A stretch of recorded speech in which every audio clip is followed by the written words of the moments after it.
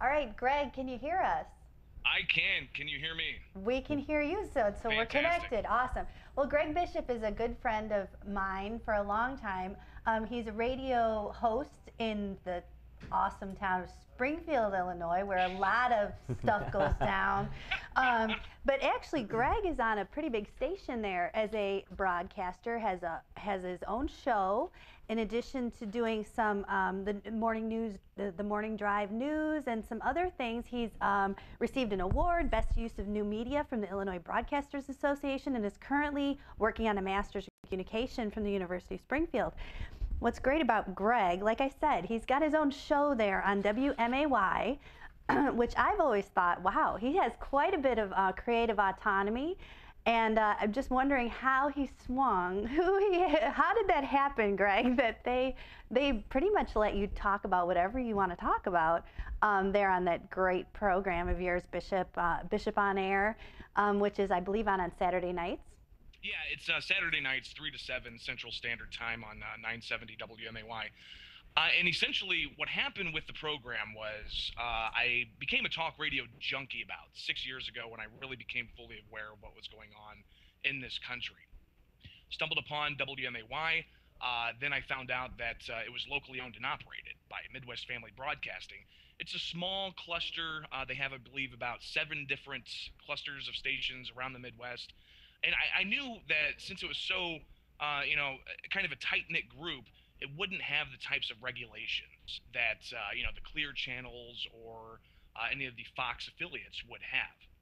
And essentially, I jumped in and I wanted to take part any way I could possibly could. Found out that they were doing an internship program through the local rock station, which WMAY is a sister station to. And I didn't even listen to that station, but I knew that if I got my foot in there, I'd be able to get my foot on into the talk station. And eventually, that's what happened. I showed up, worked for free for 6 months, showed that I was capable, that I was good to go on the air with coherent thought, and great topics. And even though I was labeled a quote conspiracy theorist for a good chunk of time by other hosts on the channel, it still gave me an opportunity to go on the air and speak of things that are really important. The message of liberty to an audience in Springfield, and it's just been going strong for almost 6 years now, believe it or not. Wow. And they've been nothing but gracious as to let me have such a large voice there. Well, yeah, Uh, you obviously for the topics that you cover. I mean, it's very intelligent coverage. You have a lot of callers call in, and I was going to mention, um, I've listened to you several times. I've been on your show. You talk about Ron Paul. Kind of update your listenership on Ron Paul, but your listenership is very astute. They're not all kind of Ron Paul.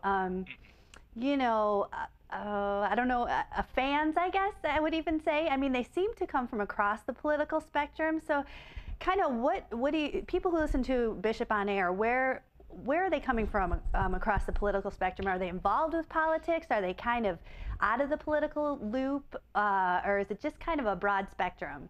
I think the listeners to local talk stations, so we talk local issues. They're very involved with what's going on in the city of Springfield and in the county of Sangamon, but it, it's a very conservative area, central Illinois, which is great for the Republican cause. But when it comes to Ron Paul, there's a lot of apprehension in supporting him, and being a supporter for 5 years plus, it's been interesting to see kind of how the listeners have evolved to accept and to understand more and more Ron Paul's message of liberty. Because 4 years ago, anytime I talked about it, people would write it off as, oh, he's a crackpot, and they'd essentially go with what the mainstream media's talking points were. But now, even with the mainstream media's talking points still pretty prevalent, they're now coming to realize that, wait a second, he's been talking about these things with the economy and with the bailouts and with our foreign policy. He's been talking pretty consistently for at least 4 or 5 years. I mean, I've been hearing Bishop talk about it, so obviously Ron Paul has been on target with so many different issues. So I think they're starting to come around, and every little bit helps. Every little bit of exposure, every little bit of legitimate conversation, it helps get across the idea that, yeah, yes, indeed, Ron Paul was right. I totally agree with you, Greg. Every little bit helps, and it's amazing that it takes someone or like a true believer in these issues to kind of stick with it and against maybe some Through the thick and pushback. thin, yes, through all kinds of name calling, Yeah, and all exactly. kinds of very just I've been ridiculed so many times on the program by other hosts, by callers, even by local newspaper columns. But I've always said this: just as long as I have an avenue to get the message out there, Right. people are going to hear the message, and it's going to click with them, And then regardless if they.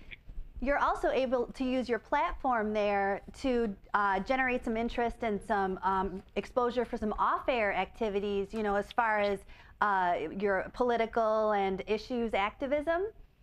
Yeah, I've organized a rally to audit the Fed. I helped bring together the candidate for governor for the Green Party, Rich Whitney, here in Illinois. I brought him together with Randy Stufflebeam, who was the Constitution candidate for Senate. Mike Labno was an independent candidate for Senate. I brought all these guys together, and even Sheldon Schaefer, who was a Green Party candidate for Congress. Brought them all together on the anniversary, I believe it was the 7th anniversary of the Iraq War. Even though it was a rainy day, these guys all came together and essentially helped me share this message of non-interventionism. And it was just a great showing to have such across the political spectrum people who had the same understanding of our foreign policy being detrimental to this country. Right. So yeah, there's a lot of things that I'm able to do being on a local talk station, and I would encourage anybody out there who has a desire to get involved in the media to do what they can. And it does take a lot of patience. It does take a considerable amount of time, but you can change the minds of people around you And we simply just by being consistent. Right. And Greg, we just have a minute. I want to ask what the top 3 issues for your listenership and the people who call into your show. What are their top 3 issues, and maybe not just for this election, just in general, as far as politics and as far as, and I know we're talking local also, but there's some crossover between the local and national issues. What would you tell us that those would be?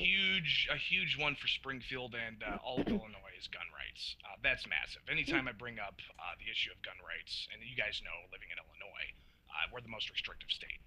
The phone lines get flooded. Gun rights are huge. Limited government's huge. And I would also say the healthcare issue. Obamacare needs to go. It's unconstitutional to force somebody to purchase a product just for living. And I think people understand that and they want to see that go. Those are 3 really strong issues. As far as the foreign policy, I think people are starting to come around. And one thing I always hear is, oh, I agree with Ron Paul on everything except his foreign policy. If I hear that again, I think my brain will just. Well, thank you so much, Greg. Where can people learn more, tune into your show? You have a website, correct? Yeah, it's bishoponair.com. That's bishoponair.com, all one word. And they can actually check out podcasts from tonight's show, where I talked about bailouts and the FBI fusion centers with InfraGard and all kinds of other fascinating topics. Awesome, Greg. Great show and great talking to you. Hopefully, I'll be able to see you in person soon. Thank you, Greg. Most definitely. Thank you, guys. Take care.